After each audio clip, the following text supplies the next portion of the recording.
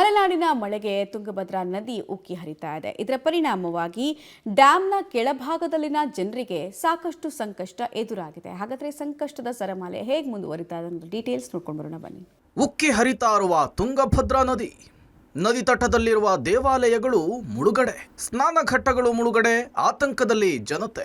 ನೋಡಿದಲ್ಲೆಲ್ಲ ಜಲರಾಶಿ ತುಂಬಿ ಹರಿತಾ ಇರುವ ನದಿ. ಹಲವೆಡೆ ಸ್ನಾನಘಟ್ಟಗಳು ಜಲಾವೃತವಾಗಿದ್ರೆ ಇನ್ನು ಕೆಲವೆಡೆ ಜನರು ನಡುಗಡ್ಡೆಯಲ್ಲಿಯೇ ಸಿಲುಕಿದ್ದಾರೆ. ಕೊಪ್ಪಳ ಜಿಲ್ಲೆಯ ಗಂಗಾವತಿ ತಾಲೂಕಿನ ಹನುಮನಹಳ್ಳಿ ಬಳಿಯ ಋಷಿಮುಖ ಪರ್ವತ್, ಕೊಪ್ಪಳ ತಾಲೂಕಿನ ಹುಲಿಗಿಯಲ್ಲಿರುವಂತಹ ಸುಪ್ರಸಿದ್ಧ ಹುಲಿಗೆಮ್ಮ ದೇವಸ್ಥಾನದಲ್ಲಿ ಮಲೆನಾಡಿನಲ್ಲಿ ಕಳೆದ ಕೆಲ ದಿನಗಳಿಂದ ಬಿಟ್ಟು ಬಿಡದೆ ಮಳೆ ಸುರಿತಾ ಇದೆ. ಇದರಿಂದ ಕೊಪ್ಪಳ ತಾಲೂಕಿನ ಮುನಿರಾಬಾದ್ ಬಳಿ ಇರುವ ತುಂಗಭದ್ರಾ ಜಲಾಶಯ ಭರ್ತಿಯಾಗಿದ್ದು ಡ್ಯಾಂನಿಂದ ಜಲಾಶಯಕ್ಕೆ ಅಪಾರ ಪ್ರಮಾಣದ ನೀರನ್ನು ಬಿಡಲಾಗ್ತಾ ಇದೆ. ತುಂಗಭದ್ರಾ ಜಲಾಶಯಕ್ಕೆ 1.5 ಲಕ್ಷ ಕ್ಯೂಸೆಕ್ ಹೆಚ್ಚು ಒಳಹರಿವಿರುವುದರಿಂದ ಸದ್ಯ ಡ್ಯಾಂನಲ್ಲಿ ನೀರು ಸಂಗ್ರಹ ಮಾಡದೆ ನೇರವಾಗಿ ನದಿಗೆ ಬಿಡಲಾಗ್ತಿದೆ. ಇಷ್ಟು ದಿನ ಡ್ಯಾಂಗೆ ಹರಿದು ಬರ್ತಾ ಇದ್ದಂತಹ ನೀರನ್ನು ನೋಡಿ ಸಂತಸ ಪಡ್ತಾ ಇದ್ದಂತಹ ಡ್ಯಾಂನ ಕೆಳಭಾಗದ ಜನರು ಇದೀಗ ಸಂಕಷ್ಟ ಪಡುವಂತಾಗಿದೆ.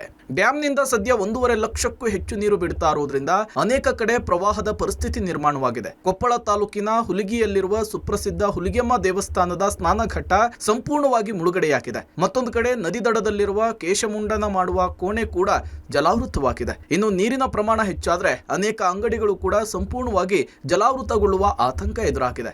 ಇನ್ನು ಮುಂಜಾಗೃತಾ ಕ್ರಮವಾಗಿ ನದಿಗೆ ಭಕ್ತರು ಸ್ನಾನಕ್ಕೆ ನಿರ್ಬಂಧ ವಿಧಿಸಲಾಗಿದೆ.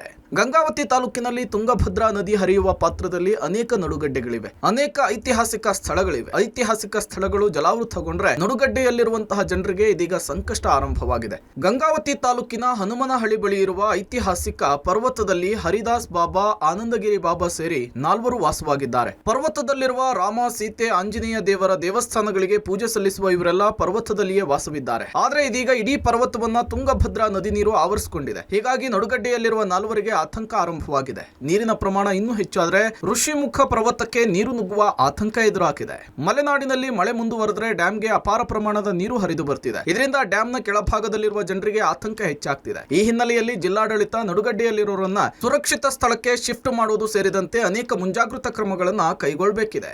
ಮುಕ್ಕಣ್ಣ ಕತ್ತಿ, ಪಬ್ಲಿಕ್ ಟಿವಿ, ಕೊಪ್ಪಳ.